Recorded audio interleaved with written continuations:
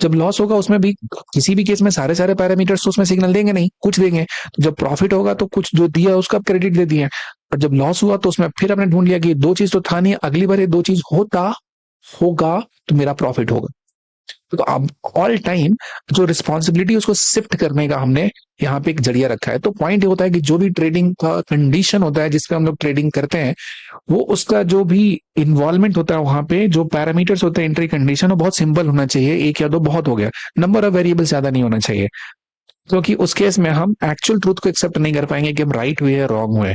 जब तक ये चीज को हम एक्सेप्ट करना नहीं शुरू करेंगे एज ए ट्रेडर, हमारा इंप्रूवमेंट होना बहुत ही मुश्किल होता है। Okay, so the next, accepting the truth. All indicators are lagging. कुछ भी, कोई भी इंडिकेटर यूज करते हैं, कहीं भी कोई इस्तेमाल करते हैं, कोई भी आपको टाइम से पहले इंफॉर्मेशन नहीं देगा। टाइम से इंफॉर्मेशन सिर्फ और सिर्फ पैसा और दाम, यानी कि प्राइस और कितना अमाउंट लग रहा है, यही बताता है। इसी को रीड करना सीखना है। All indicators are lagging, it means they are useless, no use. Next, no candle sticks work. आपकी कितनी बार हुई कि आपने सोचा ये पॉइंट पे ये होगा, ऐसा होगा, हमने इसमें प्लान किया और आपने उस पर एंट्री लिया, पहले जो भी होता है सही चीजें नहीं है, हम वो आपके दिमाग से निकालना चाहते हैं। सो कोई भी कैंडल स्टिक होता है वर्क नहीं करता है, वो अगर हम 50 बार यूज करते हैं उसमें 4 बार वर्क कर गया तो उसको वर्क करना हम नहीं कहते हैं। We need the accuracy. और अगर हर चीजें वही सीधी सीधे तरीके से वर्क करने लगे तो हर इंसान वही फॉलो करता है। हर को पता है कि हेड एंड शोल्डर क्या होता है, हमको सबको पता है कि बुलिश इनगल्फिंग क्या होता है, बेयरिश इनगल्फिंग क्या होता है, हैमर क्या होता है, इन्वर्टेड हैमर क्या होता है। तो सबको ही प्रॉफिटेबल होना चाहिए ना। आपको भी पता है, आप भी प्रॉफिटेबल होने चाहिए। अगर होते प्रॉफिटेबल तो आप ये सेमिनार अटेंड नहीं कर रहे होते ना, ये वर्कशॉप नहीं अटेंड कर रहे होते, क्रैश कोर्स नहीं अटेंड कर रहे होते। इसका मतलब कि आप भी उसी कैटेगरी में आते हैं। एक्सेप्टिंग द ट्रूथ, हम्बलनेस मेरे अंदर होना चाहिए। मेरे अंदर इतनी शालीनता होनी चाहिए कि हम सच्चाई को बर्दाश्त कर सकें। सो प्लीज एक्सेप्ट इट कि नो कैंडल स्टिक वर्क। आप बोलोगे क्या काम करता है फिर? तो मूविंग एवरेज नहीं काम करता है, कैंडल स्टिक काम नहीं करता है, बताओ आप ही क्या वर्क करता है। अरे रुको रुको, बता रहा हूँ, सब कुछ बताऊंगा, डिटेल बताऊंगा, आपके थॉट को बदलूंगा। So remember, no indicator works because all are lagging, all are derivative of price.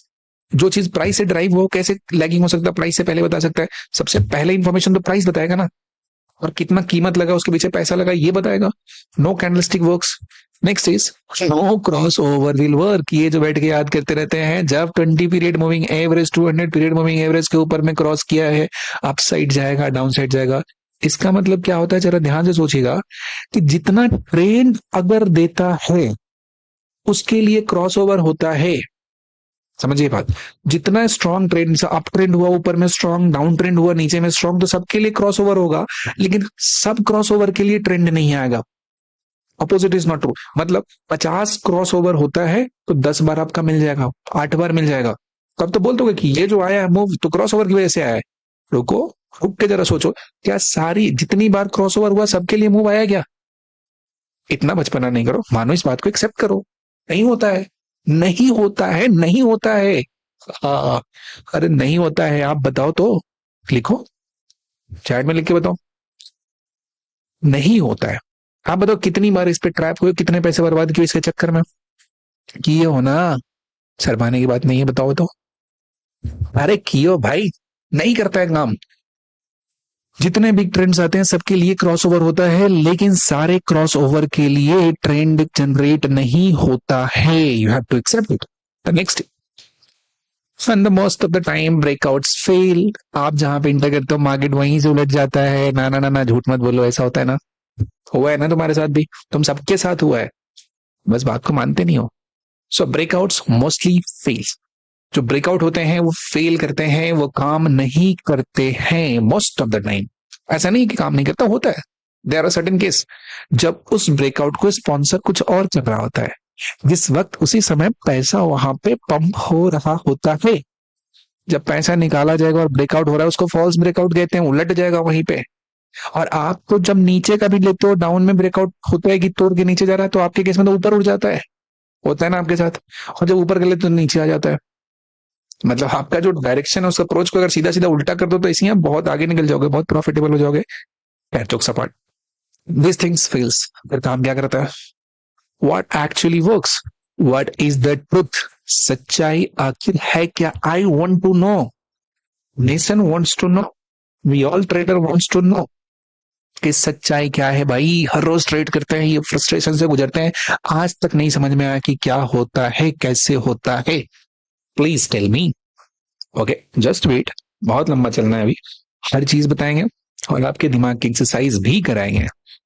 So let's understand the truth. Market, market is the entity. Market जो होता है एक जीता जागता, इसको इंसान की तरह समझो, एक जो सांस लेता है, चलता है। बिकॉज इंसान तो सो भी सकता, मार्केट नहीं सोता, चलते रहता है, चलते रहता है, चलते रहता है, ऊपर चले नीचे चले, थोड़ा ऊपर थोड़ा नीचे, थोड़ा ऊपर थोड़ा नीचे, हमेशा चलता रहता है। बट हम क्या ट्रेड करते हैं मार्केट में? जो मेरे आंखों के सामने दिखता है, जो दिखता है, जैसे फॉर एग्जाम्पल इसको ऐसे समझो, कोई आदमी आता है आपके सामने, रो रहा है, दैट पर्सन इज क्राइंग। आपको क्या दिखता है कि रो रहा है? आप उसको चुप कराने की कोशिश करते हो, बस इतना काम करते हो। क्या अभी रुकोगे, थोड़ा पॉज होगे और सोचोगे तो क्या समझ में आएगा कि रो रहा है तो क्यों रो रहा है? What is the reason? कोई होगा पहले जो दो थप्पड़ मारा होगा, कोई कुछ बोला होगा, दैट इज द रीजन।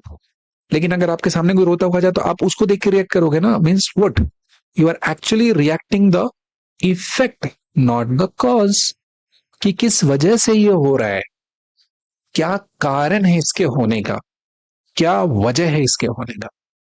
आप उसके पीछे नहीं जाते हो, आप इफेक्ट को ट्रेड करते हो। जो आपके नजरों के सामने होता है, आप उससे ट्रेड कर रहे हो। अंडरनीथ यानी कि उसको बिहाइंड क्या हुआ है जिसकी वजह से ऐसा हुआ। इसके एग्जांपल समझते हैं।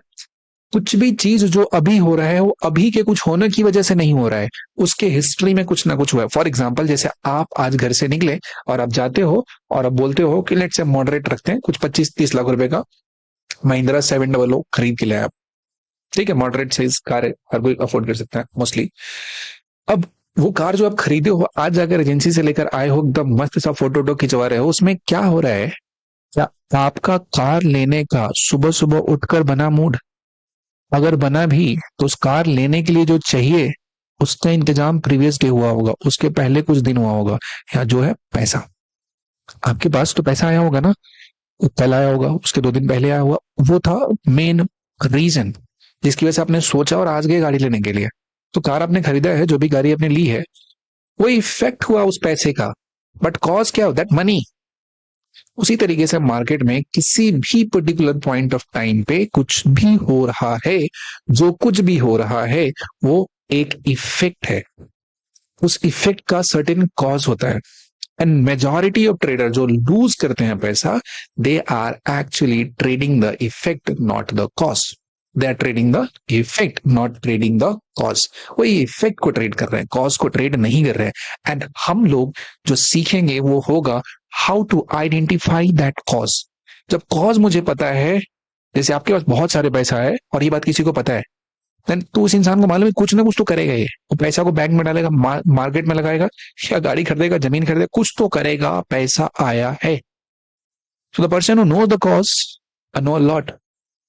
दूसरे इंसान को पता ही नहीं है आपके बारे में, उसको पता ही नहीं, वो जो आप जो करोगे वो देखेगा, उससे वो समझेगा कि क्या करना है। So that is effect. So majority of trader जो मार्केट में ट्रेड करते हैं, they are actually trading the effect, they are not trading the cause.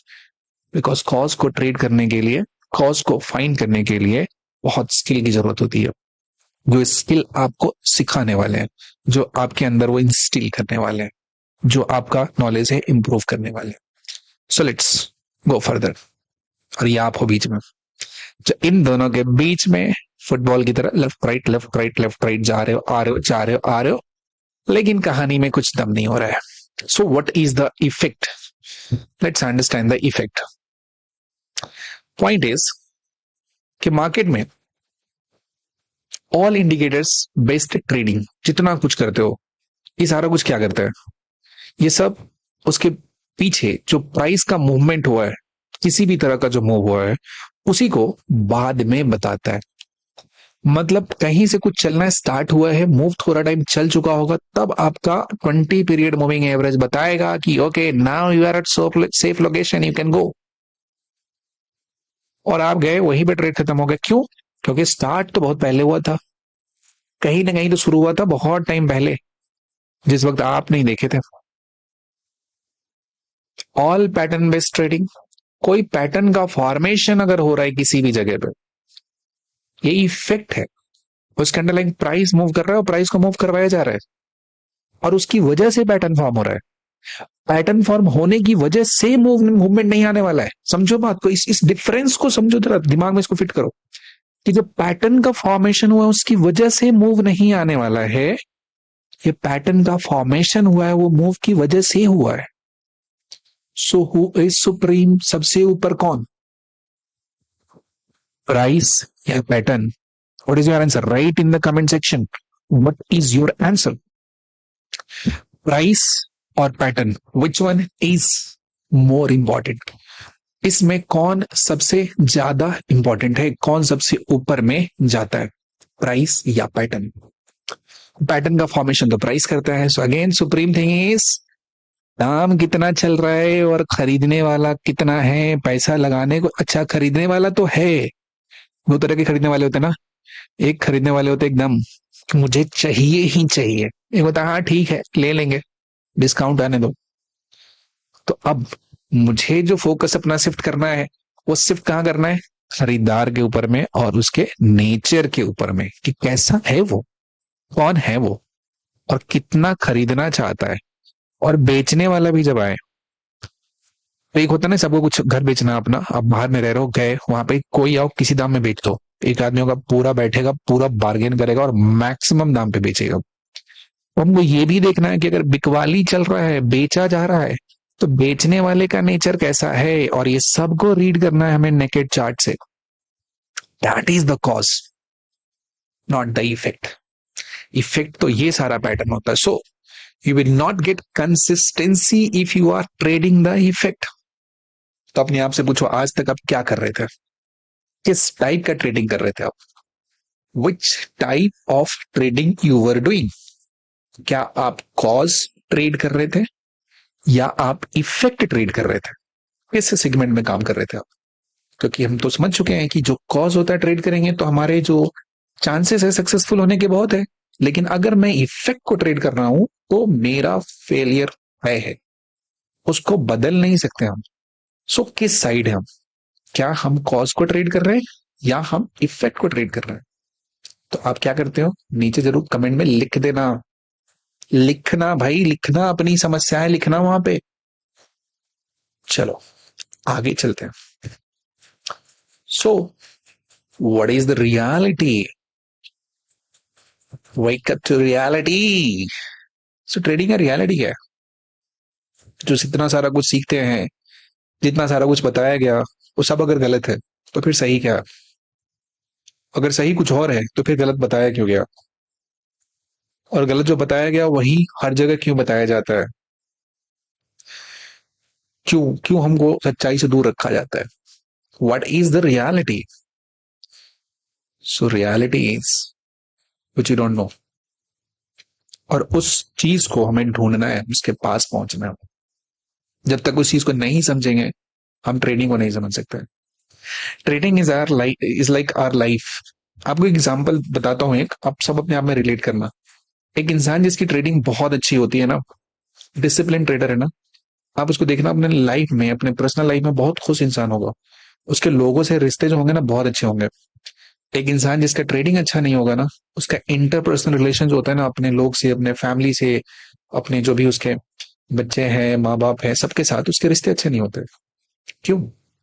Because trading आपका खराब क्यों? Because you are the person who are not disciplined. आप discipline को नहीं फॉलो किए हो, इसीलिए आपकी दशा ये है। और जब आप डिसिप्लिन नहीं फॉलो कर सकते हो, यानी कि आप वो इंसान हो जो अपने ही बात को करने को तैयार नहीं है। उससे क्या खाक उम्मीद रखा जाए, किसी और का प्रॉमिस पूरा करेगा वो, आपको बुरा लगेगा, I don't care, but accept it. वो इंसान से क्या उम्मीद रखा जाए जो अपने ही वादों को पूरा नहीं करता है, वो दूसरों का क्या करेगा? So, जिस इंसान की ट्रेडिंग अच्छी नहीं होती है उसका पर्सनल लाइफ भी बहुत मेस्ड अप होता है। Please don't ruin your personal life, don't ruin your family relation, okay?